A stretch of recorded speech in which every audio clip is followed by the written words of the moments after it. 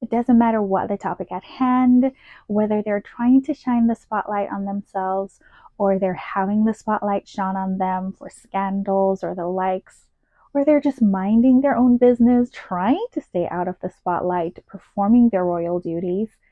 The members of the British royal family will always be outshone by one single person. And she's not even alive. Of course, I'm talking about none other than Princess Diana of Wales, the People's Princess. Interestingly enough, that title, the People's Princess, was not bestowed upon her until her funeral when she tragically passed in 1997. But it was evident back then, and still today, that she was truly loved by all across the world. She was everyone's princess. And it has a lot to do with her being down to earth. She seemed to have a genuine compassion and interest in a lot of people, especially those who were marginalized. She was found to break royal protocol very often to get to an eye to eye, heart to heart level with people. She was a true humanitarian. And then there were people who just loved listening to her. They loved the way she had a voice that was very calming, reassuring, comforting. Yet at the same time, she was very calculated in how she spoke. She really was someone different. And of course, there were many people like my mom and the women I grew up around who loved her for her fashion. Lady Diana, Princess Diana of Wales, she was a true style icon. Back then and even today, she was definitely one on trend, setting trends, and just blowing up in the fashion space. This woman was truly iconic in fashion that she has several pieces named after her from top high-end luxury designer brands that still exist today and are still amongst the most coveted items from those brands. And whilst she might not have been the first person to wear certain styles or certain items or love on certain aesthetics, her time in the spotlight back then and even to this day truly solidified these items as desirable pieces in fashion. Of course, we have to start with the bags. Several bags were named after Princess Diana. The three most prominent ones that are still in circulation today include the Chanel Diana bag, the Gucci Diana bag, and the Lady Dior. Now, everyone knows the Lady Dior.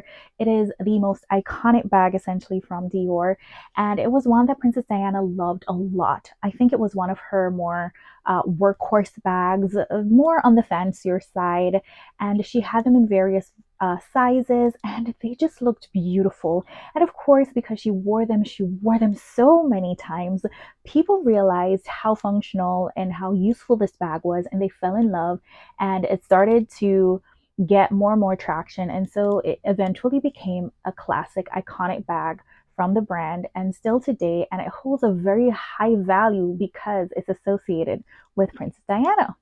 The other one is a Gucci Diana bag, and we've seen very recently that Gucci has revamped this bag, made a more updated version of the bag, got very popular in about 2021, I remember, and especially with the bamboo handles, that was something that we weren't really seeing around, and it really was because of Princess Diana.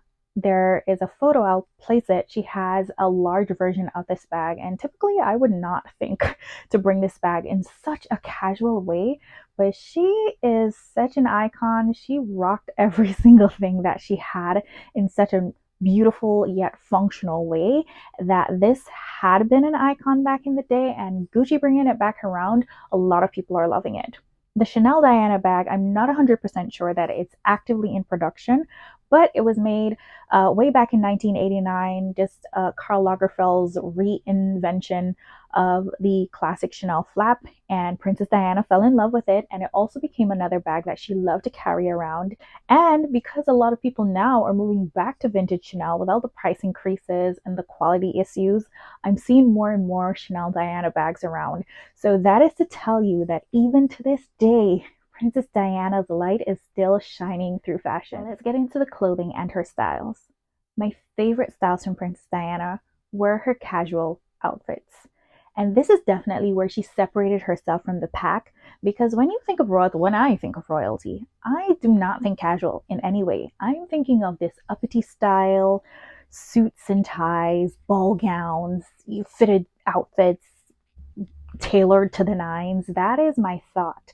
So whenever people saw Princess Diana having comfortable, sensible looking fits on, but she was way more relatable to people on that level than constantly wearing the tailored outfits.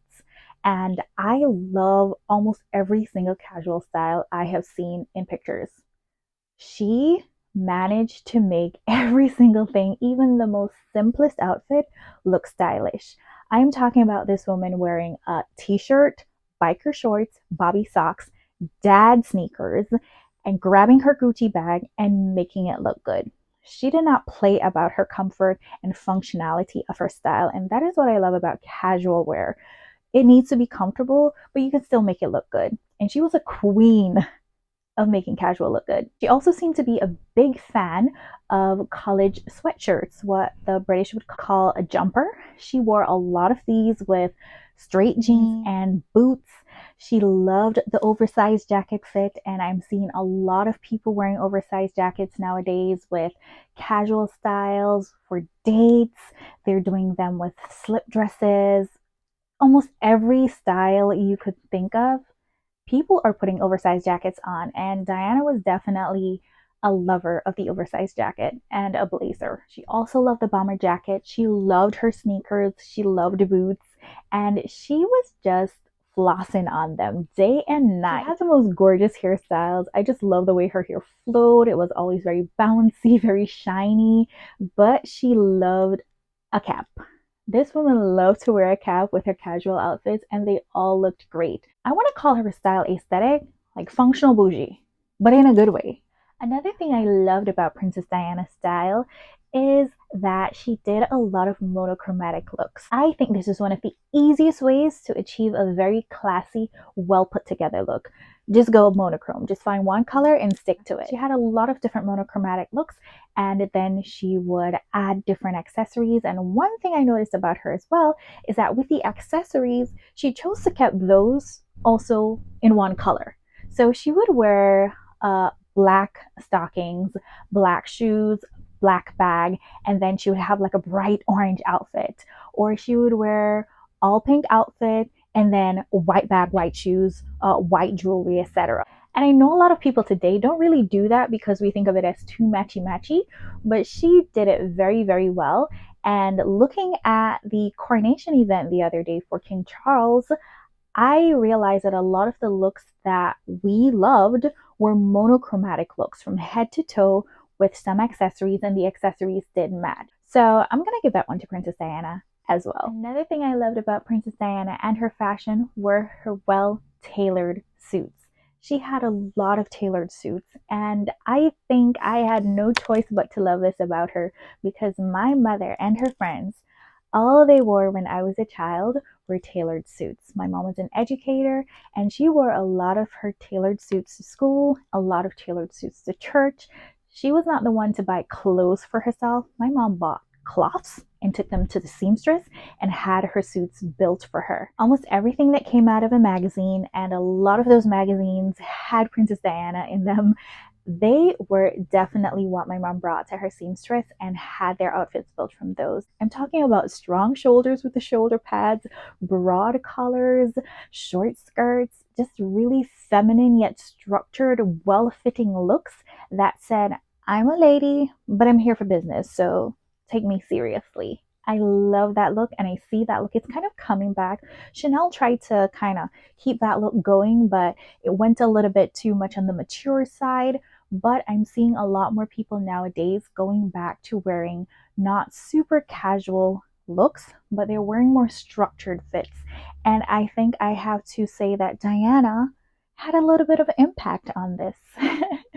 And for that, I love her and her style. She was not one to shy away from colors. She was going to be wearing any color she wanted. Bright, bold, eccentric, obvious, anything. She's just going to shine bright like a diamond in the sky, day and night, every event.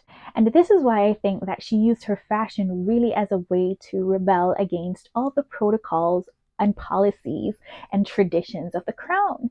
Nowadays, we are looking at Princess Catherine and Meghan Markle, and people are scrutinizing every little thing that they did when they're in the public's eye, serving in their capacity as royals. They're talking about the nail polish that they're wearing, even the undergarments that they're wearing. It has to be this, it has to be that. A lot of times is very docile, nothing that's going to capture too much attention. But when it came to Princess Diana, she did not care. She was going to wear what she wanted to wear, and she looked good in almost everything that she wore. And I think a lot of it has to do with the fact that she loved fashion and she loved expressing herself through fashion.